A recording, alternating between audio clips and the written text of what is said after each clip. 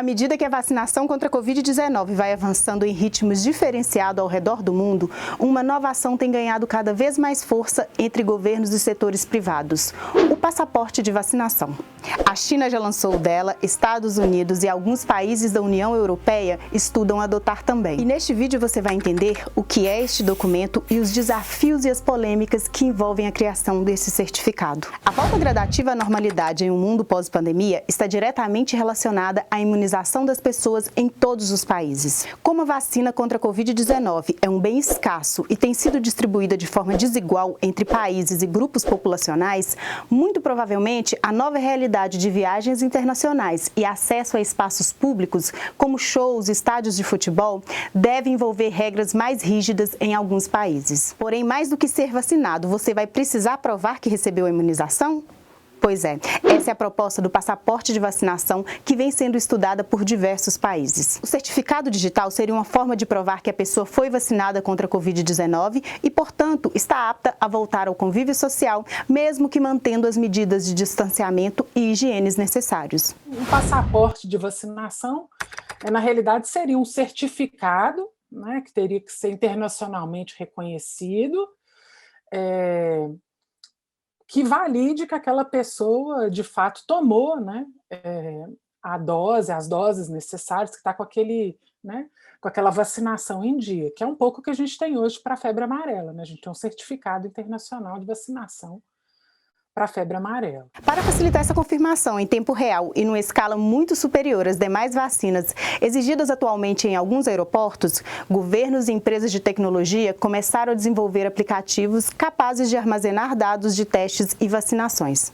A ideia é criar credenciais digitais que possam ser mostradas em locais que controlam o trânsito de pessoas ou a entrada em espaços públicos de convívio social. A China lançou em março de 2021 o passaporte digital para os seus cidadãos. O certificado é um aplicativo para smartphones que mostra e verifica o histórico de vacinação, além de apresentar os resultados dos testes de Covid de cada pessoa. Segundo o governo chinês, o documento é indicado para viagens internacionais e terá versão em papel também. O sistema, por enquanto, é obrigatório só para os chineses. Estados Unidos e Reino Unido estudam adotar sistemas parecidos. A União Europeia trabalha na proposta de um passaporte verde, para facilitar a circulação dos cidadãos entre os 27 países do bloco. A intenção é adotar o documento antes do verão do hemisfério norte. Empresas aéreas e turismo também têm apostado na ideia. A criação desse documento, no entanto, impõe desafios, e o primeiro deles é bem prático. Não existe um consenso quanto à padronização internacional desse documento. Por enquanto, cada país tenta desenvolver o seu. Muito tem se discutido sobre, inclusive, a natureza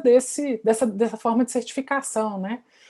Como é que você faria isso, se de fato precisaria, né, de alguma regulação internacional, se você contrataria empresas privadas, né, para fazer.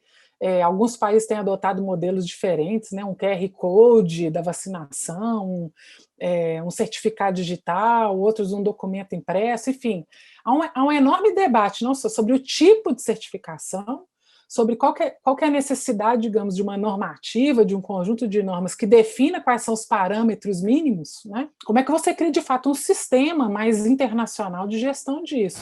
Além da falta de padronização e reconhecimento internacional, a implementação de um passaporte de vacinação, nesse momento da pandemia, enfrenta questões éticas e científicas. O organismo internacional que gerencia, né, que aconselha os estados sobre temas de saúde, que é a Organização Mundial da Saúde, já se posicionou, ainda que preliminarmente, contrariamente ao estabelecimento de formas de controle de circulação internacional com base na vacinação. Isso se dá, em parte, por quê? Por motivos que são éticos, né? Nós sabemos que a vacina é hoje um bem escasso, e não só é um bem escasso, como é um bem desigualmente acessível para diferentes países e para diferentes grupos dentro desses países. Então, nós já sabemos, já temos dados muito claros que mostram que o acesso à vacina, né, hoje está largamente, majoritariamente concentrado nos países ricos. Então, nós já sabemos que uma primeira consequência, né, de um passaporte de vacinação vai ser o quê? Permitir a mobilidade de um grupo de pessoas que são digamos, priorizadas nesse sistema, que é um sistema profundamente desigual. Então, nós vamos criar, já sabemos que uma das consequências será a criação de ainda mais desigualdade, num contexto em que nós sabemos que a pandemia também afetou de forma desigual. Se naquele país, onde todo mundo foi vacinado bonitinho, e o passaporte imunológico funcionou e as pessoas estão circulando, se entra alguém, ou se alguma daquelas pessoas vai a um lugar em que existam essas novas variantes, e uma dessas variantes seja... consiga passar essa barreira da vacina, essa pessoa traz de volta essa variante para aquele local e todo aquele processo de vacinação foi por água abaixo.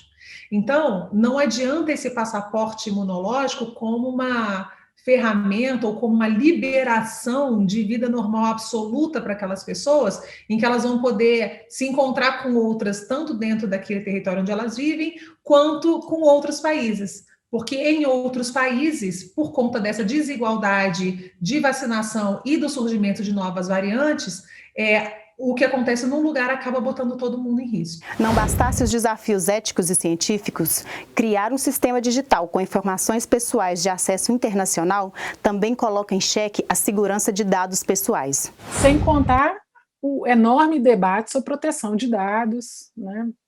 Sobre como esses dados, qual que é o limite para o uso desses dados, que diz respeito não só à mobilidade, mas ao tema da proteção dos nossos dados pessoais nesse mundo cada vez mais virtualizado, né? Então, há pesquisas muito interessantes sobre como que a biometria gera distorções, né, no caso da circulação internacional, como é que a privatização da gestão, captura, gestão, né, desses dados, o fato de que você tem muitas empresas privadas participando disso, né, como é que isso gera também uma certa intrusão, muitas vezes, né, involuntária do ponto de vista de quem cede os dados, né, de como eles são usados. Agora que você já sabe o que é o passaporte de vacinação, quais os desafios de implementação e quem está propondo, é preciso entender como fica o Brasil nesse debate. Nós ficamos assim. O nosso programa de vacinação é dos mais avançados do mundo. Nós tendo doses de vacina, nós somos capazes de vacinar quase que 3 milhões de pessoas por dia. Então, a gente tem uma capacidade vacinal e um know-how, uma experiência em fazer isso muito grande. O que a gente precisa é conseguir doses de vacina. E aí, a adesão da população. Todo mundo vacinar. Porque o quanto antes a gente conseguir atingir uma cobertura boa, mais próximo dessa realidade, desses locais que estão discutindo esses passaportes, essas coisas, a gente vai ficar. Por enquanto, a gente ainda está bastante distante dessa realidade, os nossos desafios são muito grandes no processo de vacinação para vir a pensar em algum momento sobre, já posso liberar isso ou aquilo. Embora a proposta do passaporte de vacinação enfrente restrições neste momento, para especialistas, em um futuro bem próximo, andar com seu histórico de vacinação para onde for é uma tendência que nos espera. Para mais vídeos como este, acesse o nosso canal.